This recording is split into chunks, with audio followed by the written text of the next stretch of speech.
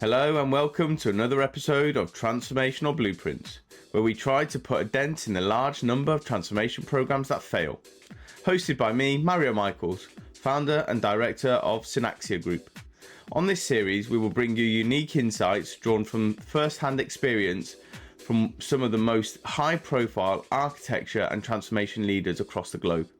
Topics told in order to share knowledge, experiences and ideas to inspire, innovate and give back to the architecture community. So grab a coffee, sit back and relax. Good morning everybody. Today we're going to be talking to Lisa Woodall about how to get support for long-term investment in enterprise architecture. Lisa was a pioneer in business architecture, shaping Zurich Insurance's operating model roadmap back in 2007. With a strong background in IT, she went on to lead IT strategy, PMO, and architecture teams before moving to Chief Enterprise Architect at the Ordnance Survey.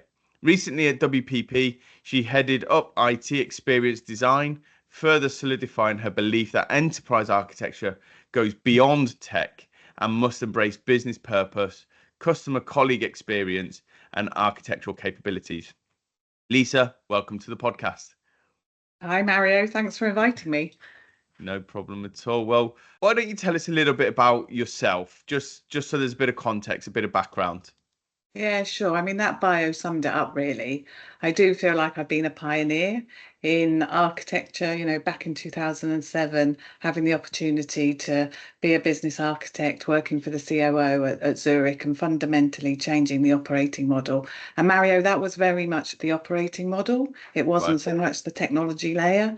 And that really got me into coming back into the IT world with that business architecture knowledge and then leading IT strategy, PMO and architecture, as you said, but very much from that business model lens, the people, the process, the up model before the tech.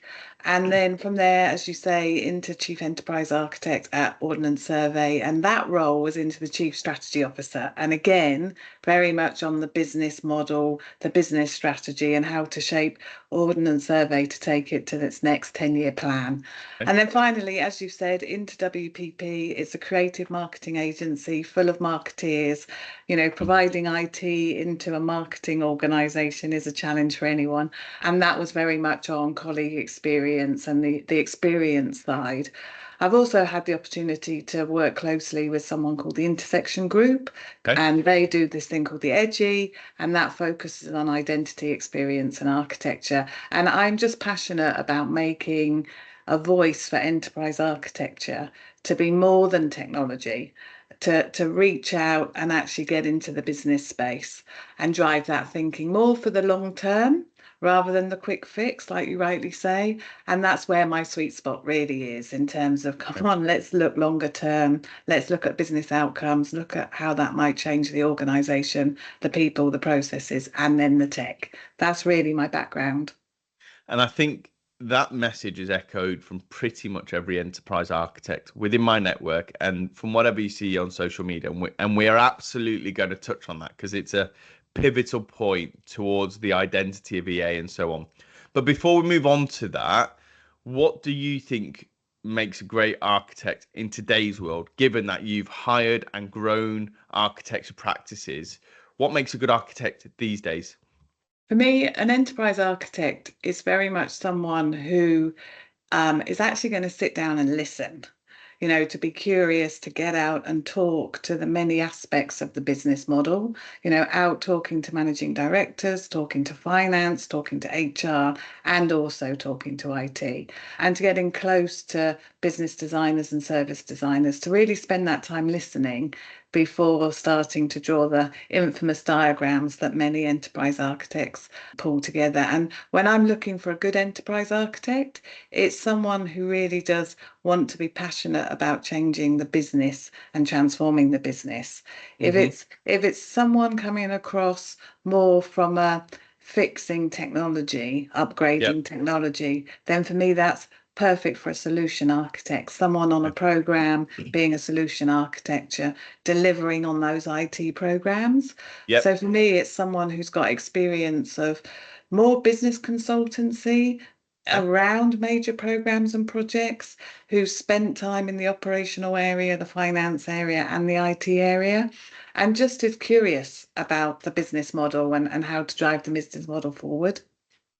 That intellectual curiosity, I think, it's a skill that I think really doesn't get the credit it's due. And it's something I always look for when I'm interviewing to grow my teams as well. Because I think if you're naturally curious, you're going to ask the right questions. And ultimately, when you ask the right questions and you dig deeper and deeper and deeper, you're then able to put the right solutions together. So whereas I think where a lot of architects can go wrong is they don't ask the right question. And that's why I'm a big advocate for, and this isn't sort of tarnishing every single architect out there, needs to come from a business analyst background, but a really, really good business analyst, not just anyone, a really, the top 10%, they're able to go out to the wider business and do, key stakeholder management, ask the right questions, and then come back. And I think that is a great introductory bed into architecture, as long as they can take the next leap, I suppose, and become. But yeah, so that curiosity drives that questioning, I think. Curiosity for sure, and also, an open mind. I feel sometimes looking back, traditionally at some of and your question was very much what makes a good EA today. If I look back, 10 years ago, often the EA was coming into the conversation when it was a solution already decided, looking for the problem or looking to implement the chosen solution. And I feel that it is asking the right questions, but it's having that open mindset to even make sure we've prioritized the right things and going in the right direction. I mean, absolutely, you have to replace your ERP systems if you haven't kept them maintained and updated. And obviously, they're major programs and projects. But a really good enterprise architect will go out, get the business knowledge, understand the business priorities, see the business drivers, and help, as you say, with that business analysis skill and competency. But it has to be a business analysis, Mario. We're not looking at a requirements business analyst that traditionally would have been more of a systems analyst. We're looking at someone who really is a business analyst. And for me, the word business consultant, it's that business consultant end of business analysis, which grows into business architecture, which then grows into enterprise. And I think that's the journey I really went on. So I could be biased. Slightly. Yeah. Do you know, this podcast was set up and it's called Transformational Blueprints, and the idea and the premise behind it was, BCG say 84% of transformation programs fail. And whether that statistic is accurate or not, it is kind of irrelevant, but not all transformation programs succeed. And one of the common themes throughout all the guests that we've had is they don't get architecture involved early enough. And as you say, they get them in once they've decided, we're implementing SAP, for example. I know that's technology, not necessarily always business, but we're implementing SAP. We need an EA to come in and help us design the architecture for us for that implementation. And you're right, it's completely backwards, because it might not be SAP. We don't need SAP. What we need is Dynamics for these reasons. That's better for our customers, and so whatever it may be. There's a massive identity crisis at the moment, and you've already touched on it around the EA and how you've got ivory tower EAs and so on and so forth. All they do is colors and crayons and drawings and boxes and so on. These are all the stuff I hear, by the way. They're not my opinion, obviously. Why do you think that is? So I feel that enterprise architecture, I was talking to someone the other day actually, Mario, and I think it came out of the IT side of business. If you look back at the history of enterprise architecture, it emerged from the IT sector of the business. Even the term architecture feels quite techie. So the discipline came out about how to fit your IT into the enterprise and how to make your IT work in the enterprise. As today we're in a world where actually your business model is technology. Everything you do is on a technology platform, your customer processes, your customer journeys, your customer interactions. And therefore, actually, it's the enterprise that is the real word you're looking at, rather than the word architecture. And then you've got absolutely the much needed IT architecture, senior IT architects that can really integrate technology, secure technology, make technology work, that are also coming at it from an enterprise point of view, but they're coming at it from a how does the IT best fit into the enterprise and achieve the enterprise goals? As an enterprise architecture, where we're heading and the conversation we're having in terms of being transformation is it's helping the business transform the business model, the people, the products. It's the customer journey and the experiences, and then the tech that plugs in. And I think that is not so, I hope as enterprise architects we can get over the battle and recognize that there's the need for all different types of enterprise architects, and if we can work together rather than throw stones at each other's viewpoint, that will be far more beneficial, because you need both. One's architecting IT for the enterprise, one's architecting the business that also involves IT. And I think the word architect is probably may need to change to enterprise designer or enterprise modeler or something like that. Okay. To do that, you need to get support for long-term investment, and this is one of the other challenges EAs face. It's all done on a 1 to 2 year program of work, whereas true EA, if you're really going to do that business capability modeling and so on and so forth, you need at least a 3 to 5 year roadmap. And we discussed this in the pre-podcast talk, and I use my football analogy, which I spoke about on LinkedIn, around football clubs. The successful ones with limited budgets and so on and so forth are the ones that have got a good structure, and they've got a director of football. So regardless of what happens to the manager, the culture, the player identity, the data analysis, everything that goes into it, they've got an identity as a club. And good examples are Southampton, Brighton, Brentford, and so on. Clubs who 10, 15 years ago were nowhere near the Premiership, but now they're holding their own. And I see enterprise architecture being exactly the same, regardless of who the CIO or the CTO is.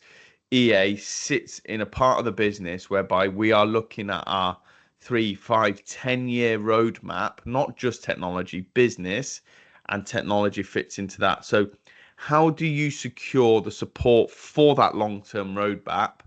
Like, decommissioning the app landscape, for example, that's not going to take 1 to 2 years. That's longer. So how do you go about getting support? Because you've done that in, WPP, Ordnance, and Zurich. No, definitely. And before I answer the question, I'm glad you mentioned Southampton in that. I'm glad Southampton was in there, because we may not be top of the table ever, but as you said, we've got the director of football, so that's good. So absolutely, that long-term sponsorship. So again, I think this comes back to what people perceive enterprise architecture as.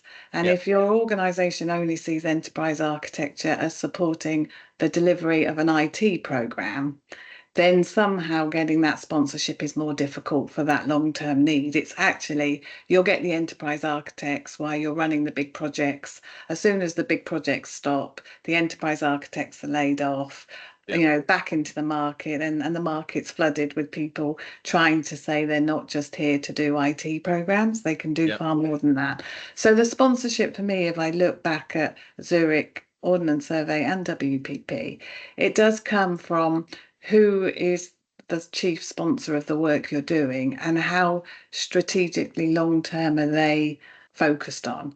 And as the chief operating officer, that's a really good place to be if you're more of a business enterprise architect, because the chief operating officer is often looking at, how to consolidate, rationalize, redesign the operating model, improve the processes, and will be working on a 3-year plan to get there. And really, you want to be the enterprise architect that sits as the strategy lead for the chief operating officer. So like a strategic enterprise architect in the operational space. And that definitely happened for me when I was working at Zurich, when I started in that COO business architecture role. Then you're into IT. And again, it depends what the challenges facing IT are. If those challenges are everything's broken, nothing's working, the laptops aren't working, access and passwords aren't working, the CIO is going to be so consumed with fixing stuff the opportunity to actually look at transformation for an enterprise architect is going to be quite difficult.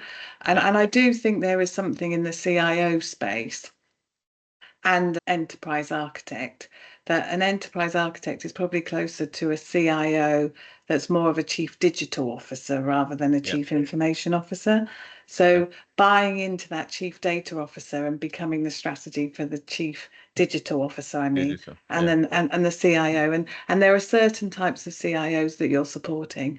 And then finally, the best example I had was when I was at Zurich, and we ended up with a chief operating and technology officer, and fundamentally, we had the radical need to change our technology and our operational platform, and therefore get involved in that strategic planning. And Mario, I think what it really says to me is your EAs are not discretionary and OPEX spend. Your EAs are business as usual roles that sit in steady state, that are always on your headcount, always should be part of your budget, and should be part of that strategic planning process, supporting your executive team that reports into the chief role. So and able to consolidate across HR, finance, and operations and IT.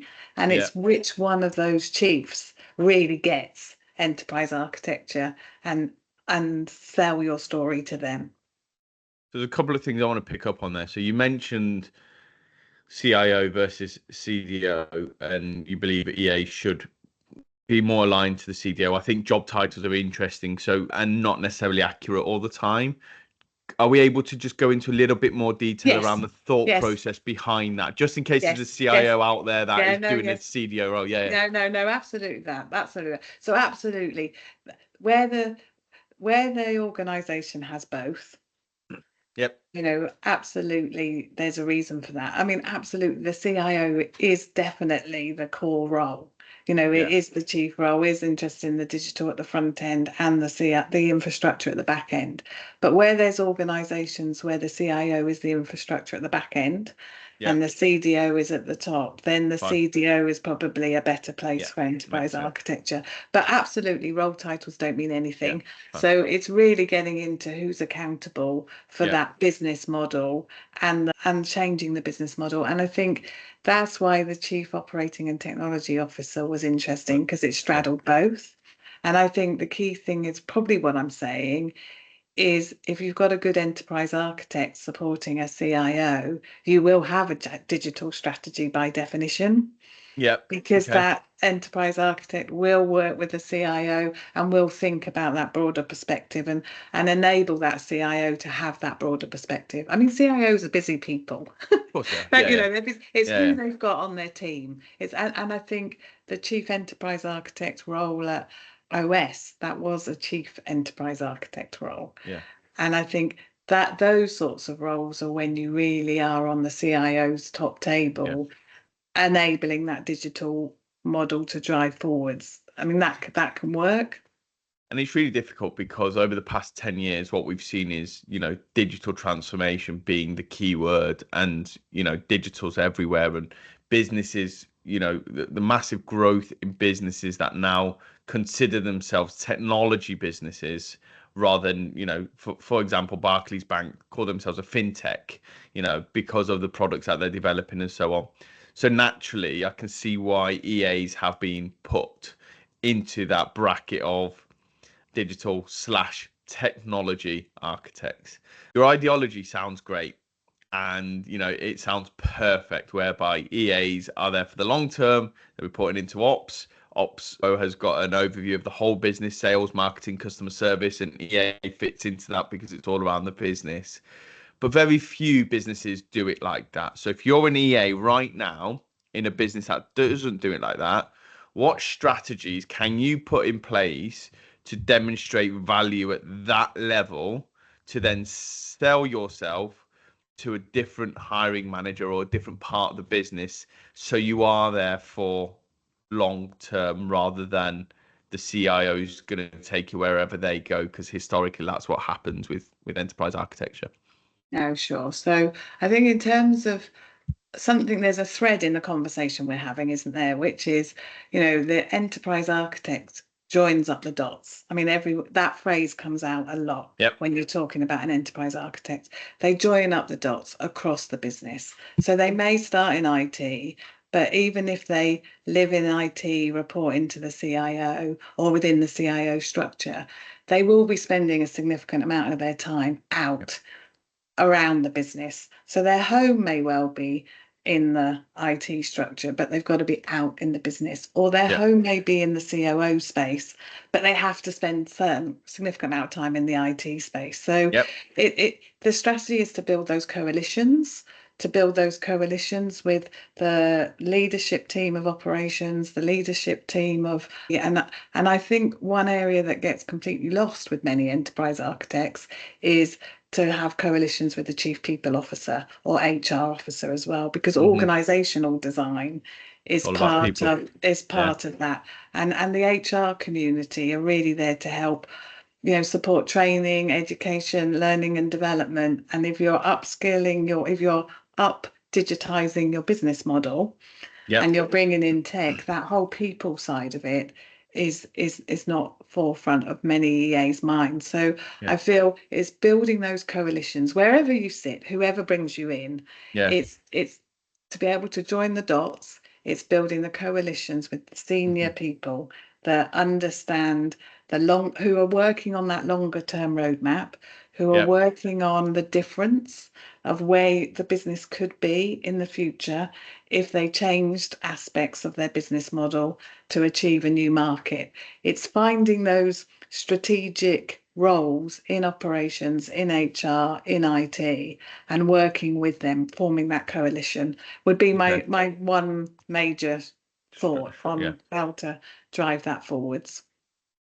But EAs, and sorry I'm pressing on this, by the way, but EAs have got an identity crisis around providing value. And we're in a world now where pretty much every business is running like a private equity model, whereby they need value here and now. We need, shareholder value. We need return on investment, whatever it may be. But we've spoken about the EA being a longer term plan and continuity for whatever happens, where the CEO of a business or the CIO might not be around for the full 3 to 5 years, the EA will. So how do you balance between here's the here and now value that I can bring you on my whatever versus if I'm here for 5 years, I'm going to be able to bring you this value and this is what it'll be worth. As long as we continue on this trajectory, which doesn't always happen, and that's where a lot of it goes wrong. So how do you do that? How do you balance that? No, it's a real balance, and I think it's a real challenge right now for many businesses who are in survival mode. And if you are in survival mode, anyone knocking on doors and saying, I can help you be somewhere in 3 years' time when you may not even be here in 3 months' time, I get it and I understand that. So, I think getting out of an EA role in a company that's in survival is very challenging. Clearly, there's changes that often happen around the table, and it's really being mindful of who are the stakeholders, the other people with the same challenge, because we're not an isolated group that think like this. It's finding other people who think like you and connecting yourself to them and going into these conversations as more of a group, or even communicating as a group rather than as an individual. I think that helps. And I think the other thing with enterprise architecture, it goes back to what we said at the very beginning. What was the percentage that BCG said of transformation failing? It's around 84%, give or take a couple of percentile. And as you said, who knows what transformation failing means? But for me, transformation can go in on time, on budget, and the program director can get the technology live and say, projects don't fail because they've gone in on time, gone in on budget, the technology's come in, we've managed change requests, we've kept our stakeholders up to date, they haven't failed. The key thing is, have they transformed the business to the extent that was promised at the beginning or aspired to at the beginning? And the person who can hold that conscience, because maybe some of the senior people move on during that transformation journey, is that EA role. They can be the conscience of yes, the transformation was, we were aiming for this, we've delivered that, there's a gap. But more importantly, they can be in those transformation programs and pushing the boundaries as it's Yeah. delivering to say we've achieved that. So the value is, you're investing X million in transformation, in big programs, in big projects. My role in ensuring that we get this transformation success is I'm here looking at people, processes, systems, joining up the dots, looking Okay. for more operating model risks that mean Okay. we're not going to achieve the transformation. So Okay. we may be looking at regulatory risks, we may be looking at financial risks, but I'm here looking at closing the transformation gap, and it's Okay. how to drive that forwards. Drive that forward. Okay. You mentioned earlier Zurich had a good structure from a hierarchy, not a hierarchy, but organizational structure in terms of you were reporting into the COTO, Chief Operations and Technology Officer, right? Historically, EA has, as you said, quite rightfully, has emerged from IT. What are the benefits of blending operations into IT under the, COTO model? Yeah, I don't know whether Zurich still has that Yeah. model, but this was back in 2014. And if you look at, you said technology, many businesses are now technology businesses. And if I looked at insurance, we were moving from operational contact centers picking up the phone to self-service portals that were online and driving the portals with only exceptional instances needing someone to pick up the phone. Yep. Traditionally, the person looking after the contact centers was the COO, and the person looking after the IT that was going into those contact centers was the CIO. Bringing them together really made it work. It moved to that digital platform, Okay. recognizing that it's the operations and the technology coming together that produce that digital platform. And it made the job of an EA easier because, as I said, the coalition would have usually been with the COO and CIO and bouncing between the two and bringing the story of the operational transformation with one stakeholder, with Yeah. the transformation roadmap with the other IT, and then bringing the two together into Yeah. the CEO. CO and TO coming together, those roadmaps, people, process, and technology, suddenly made sense. Yeah. And that was powerful. And I don't Okay. see enough. I haven't seen many chief operating and technology officers, but it was quite a powerful model.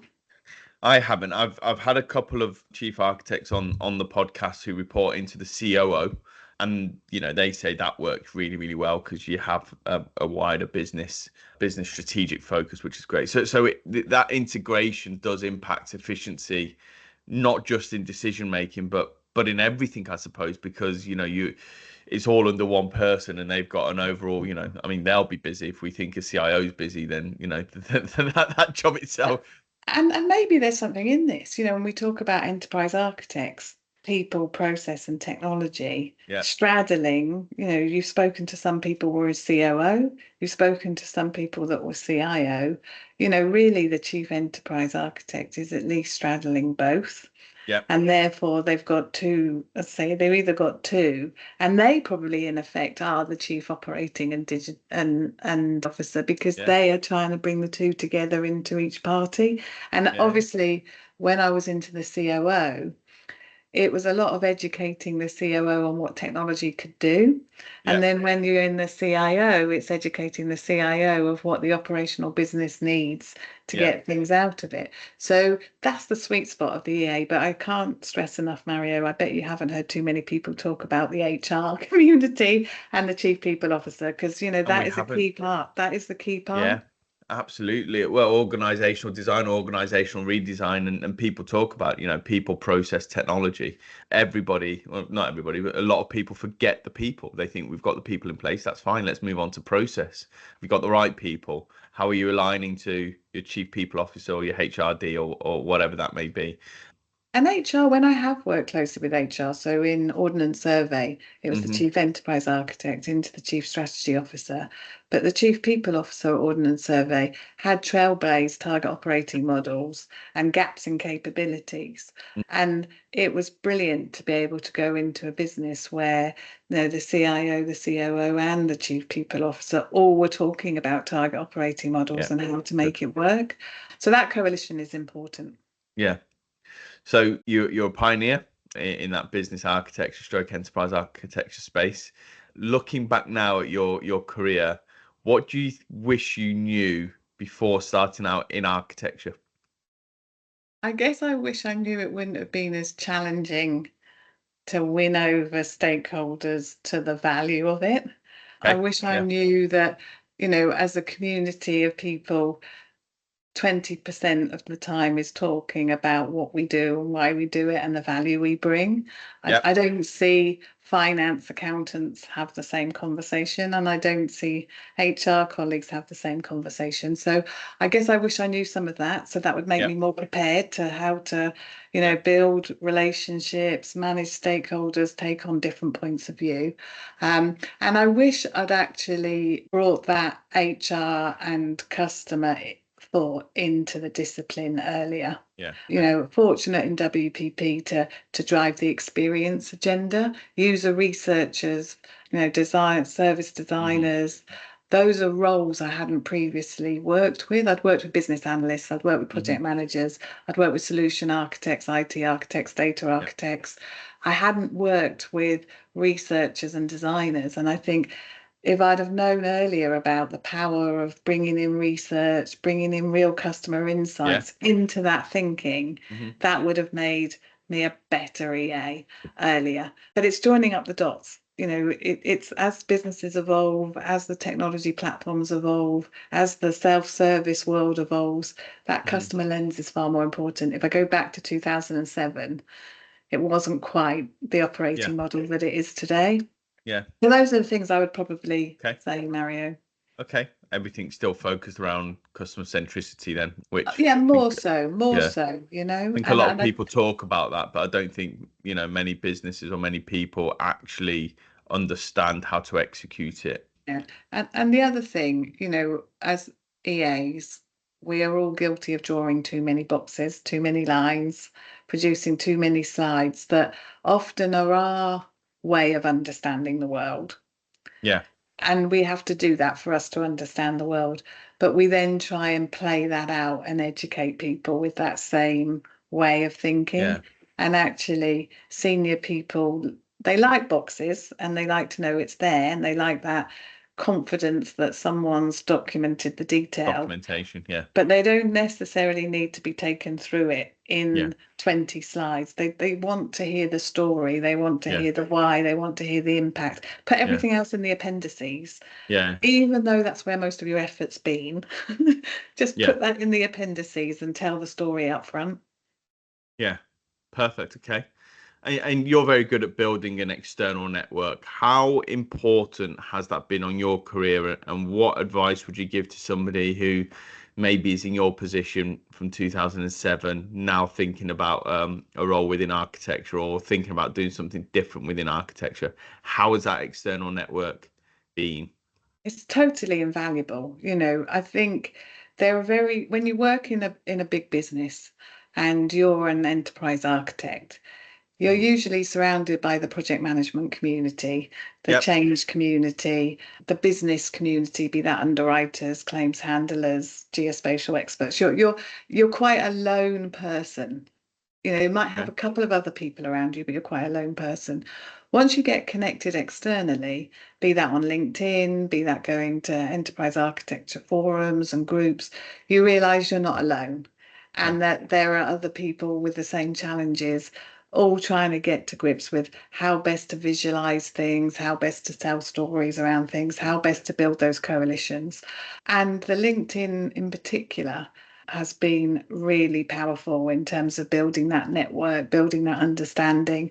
And when there's been a need for bringing in extra capacity, you know who the good people are, they're available and you can find them and you can see them. And for me personally, it's definitely driving a reputation for me to be recognized as an enterprise architect. So contribute, don't just listen into those networks, don't just go and attend and listen to people speaking. Have the confidence to get up and speak about what you believe in, have the confidence to post about what you believe in, because that helps the community overall. So externally, networking is often the phrase, but actually externally contributing into the community, actually you'll get more value back than just networking, if you understand what I'm saying. Personal branding's massive, and it's been on this upward trajectory in all walks, not just architecture, in everything. So as you say, but it's not just about taking, it's about giving back as well, whether that's ideas, knowledge, and that's the purpose of this podcast. It's about giving back that knowledge to a wider audience. It is, and I know, absolutely, when I'm on LinkedIn, I'm connecting with EAs, but I'm also hoping that the message is getting across to some CIOs, some COOs, some CDOs, that they're seeing the conversation play out. They're seeing the conversations that EAs are having, and they're hopefully thinking, oh, I thought they just talked about IT. I thought they were really expensive and just, delivered a secure, integrated, and drew lots of technical boxes. But actually, when I see them talking on LinkedIn and I see the conversations on LinkedIn, actually they're a lot more than that. They're looking at value. They're really passionate about the businesses they work for, and they want the businesses to be in a better place and be better designed. So, it's that conversation happening in the LinkedIn coffee cooler that they won't be getting in the office because there's only one or two of you. So it's also helping to promote what we are good at into that external market. Planting the seed and just letting it grow in leaders and C-suites heads, essentially, isn't it? And then all of a sudden, around the boardroom table, they might have that conversation. Well, have we got an EA? No, not a technology EA. Have we got a business EA? So we're going to move on to our quick fire questions now. First one, what do you expect in 2025 will be a game changer from a technology perspective? Now I've got to say AI, haven't I? I don't say AI, I'm missing it. I mean, we're going to go from incubating AI to AI being the foundations of many business models, changing tech processes and people, and really driving that AI native business. I think it's going to start to really roll in 25 and become the norm by 2030. Okay, fine. And from a talent perspective, then, what do you think? What changes do you expect to see in enterprise architecture? In architecture in general, but but over the next 5 years, So over the next 5 years, I expect us all to wake up and realise you don't need 25 years experience in IT to be a good enterprise architect. We go back to the beginning, curiosity, business minded. There are some people out there with 5-6 years experience that actually can be contributing in the EA space far more than we give them credit for.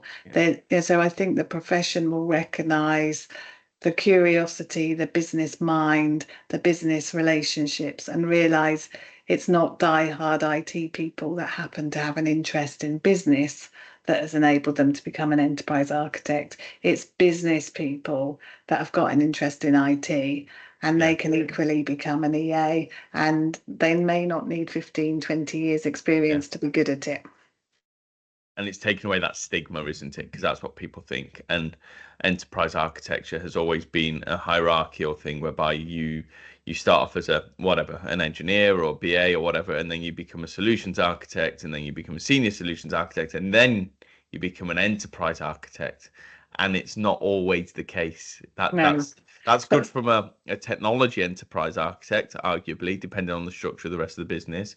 But actually, business enterprise architecture should come down a different route over here alongside that. Exactly. Some enterprise consultant to an enterprise architect. Doesn't have to be an engineer to an enterprise architect, that sort of thing. Yeah. Okay. Well, sadly, Lisa, we've run out of time. Thanks so much for giving us your time today. It's been a brilliant podcast episode. Been really interesting and great just to chat to you in more detail around, how to get support for long-term investment in enterprise architecture. So, yeah, once again, thank you. Thanks for giving us your time and thanks for giving us your knowledge. Brilliant, Mario. Thank you.